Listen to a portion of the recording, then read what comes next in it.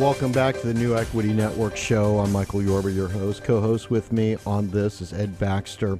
Ed and I are going to talk about what we're going to do in the show. This is our kind of our soft launch week, and we're going to talk about the different types of people that are going to come onto the show, what Ed brings to the show, and the kind of people that we're looking for to bring onto the show. By the way, if you're an entrepreneur out there, you've got a business seeking capital, got a great idea, and you're looking for connection to the right kind of people to help you in your capital formation, your business ideas. We want to hear from you. Just reach out to us at NENS as a New Equity Network show.biz. All right, Ed, welcome to the show. Thanks for being here. Thanks for having me, Michael. All right, my pleasure. All right, now, Ed, let's give the audience, since this is our first broadcast day here at KBC 1160, give us a flavor for your background so people are seeking advice about how to move to the next level or get what they're doing launched. What you bring to the table. You've got, what over 20 some odd years in the business, right? 25 plus, started back as a youngster. Okay. All right. Well, give us a little background on you. Started my career as a prop trader with a major firm, worked from there to managing my own money for about 16 years or so, and then went into semi-retirement after that and started investing some of our own money. Okay. All right. When you talk to people who are seeking capital, you've got a wealth of experience in this industry sector. Tell the world what you've done when it comes to private equity, that type of thing. What we've tried to do is make sure that we represented those clients who were part of the world that needed capital. In other words, new ideas, new thoughts, innovations, whether it was clean energy, new technology, real estate, innovations in energy. Those are the types of clients that we had. Okay. Now, we've got people from a variety of sources sending us their companies that we're going to be talking to on the show.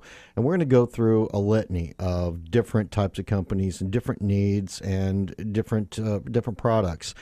From an investment banking point of view, the types of companies that you've been familiar with, what kind of companies tell our audience, are we going to be bringing onto the show? Because you're going to be doing a lot of the analysis on the companies and walking them through the different processes that they seek advice on. Well, you look at it from the same standpoint you do it from a private equity and also from a VC standpoint. And we used to always say that VCs like sizzle, private equity firms like profit. What we try to do is find companies that fall in those two categories and figure out ways to increase their opportunity to bring capital and exposure to their companies and new ideas as we go through the process. Now, a lot of times you hear people talking on the radio about public companies only, and mainly they seek safety and they just go after the big board, John Deere, so on. We're going to do something different. We're going to open this up to younger companies that are either private, pre-IPO, or are micro cap and in some case nano cap, right? That's correct. Different companies have different needs, different capital needs, that is, depending on what stage they're in, whether they're new companies, whether they're startups, whether they're seasoned, whether they're looking for that next round to push them over the top to take their product to the market, or small public companies looking for recapitalization activity amongst their actual equity stock they have themselves. Each one of them has a different identity and a different idea of what they're seeking in the marketplace. All right. Now, let's get into the capital formation process. You've got a wealth of experience in that. That's really your expertise. The capital formation processes that we're going to walk through on the show as we bring these guests on. Walk us through the different things that the audience is going to be able to pick up from the show. Well, the first thing they'll know is whether or not a company's at its initial stage. In other words, is it a new company with a new idea seeking to seek capital for that particular idea?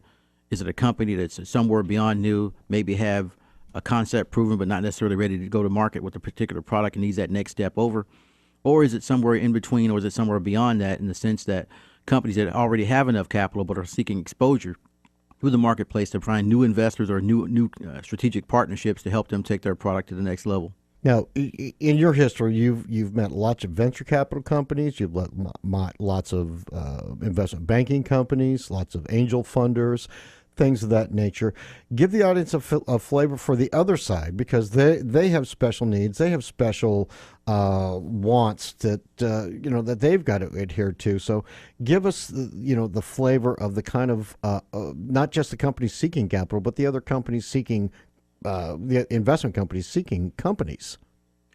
In democracies, as we have here in the United States, innovation lives and dies on the growth of capital and the connection to capital. In other words, there's great ideas that never got capitalized. There's great ideas that got too much capital, and we see that in market bubbles.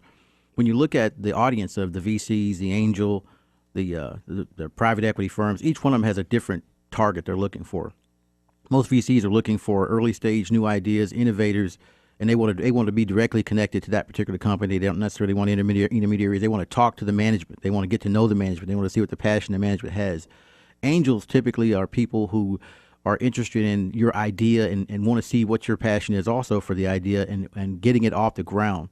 Private equity firms are likely candidates to take out that firm once they get to a certain level and move them on to the next level of either entrepreneurial activity or growth or new innovation that they might bring based on strategic partnerships they have in the marketplace themselves. Okay, yeah, New Equity. That's why we named the show New Equity Network, because we're going to build a network. We already have something started, but we're going to build a network of investors and companies seeking investors. Let's talk about that a little bit. You know, you've got the investor side and you have the entrepreneur side. And what is the audience going to be able to see and feel and experience with the show about the intricacies of coming up with an idea or investing into an idea? Well, I think the biggest thing that entrepreneurs run into when they have a new idea is, how do I present that idea to the marketplace? How do I get support for the idea? What opportunities and what mechanisms are out there to allow me to gain support? What we expect to do here is make a connection amongst those who have an idea and give them a chance to give that idea to the public, and also have an audience out there listening to it that potentially could be people who could support that idea. All right. When we get into that, there's going to be a lot of different topics that we're going to cover on this on the show, and I want to be able to bring on all of the funders. And we talked about some of the classics already for investing into these new ideas. What about this crowdfunding? I mean, it's an up and coming thing. There's a lot of work that's been done on everybody's side, but yet we're just now getting to the point where I think it's June. It's going to be legal to actually get equity in through crowdfunding. What's your opinion on what's going on with the crowdfunding sector? Well, I think the crowdfunding phenomenon is one that essentially had to happen. At some point, you had to have some democratization of the marketplace in general, as far as equity capital is concerned, as far as new companies are concerned. And I think that what crowdfunding does more than anything else is that it gives the everyday guy a chance to participate in a great idea. But that guy has to recognize, yeah, there's risk involved, but they have to understand it. You know, there's also reward there too, potentially. So they have to make sure they understand the risk when they go into it. But the crowd gives them a chance to actually participate where they otherwise wouldn't have had a chance before. All right. Up till now, you've been able to get a T-shirt, a coffee mug, or some kind of a discount on the services. How do you see this crowdfunding sector as a viable form of capital formation for new ideas? Well, what it does more than anything else is it gives you a chance to have your idea seen by more people. Ultimately, when you increase it's the law of large numbers. When you increase the number of people that can see your idea, you have a better opportunity for a more efficient chance at raising money for that particular deal. So what crowdfunding does more than anything else is that it raises the number of people in your audience. Okay. And do you see that as an effective medium now, or is this something that we're going to have to keep talking about for the next 5 years before it really gets some legs underneath it?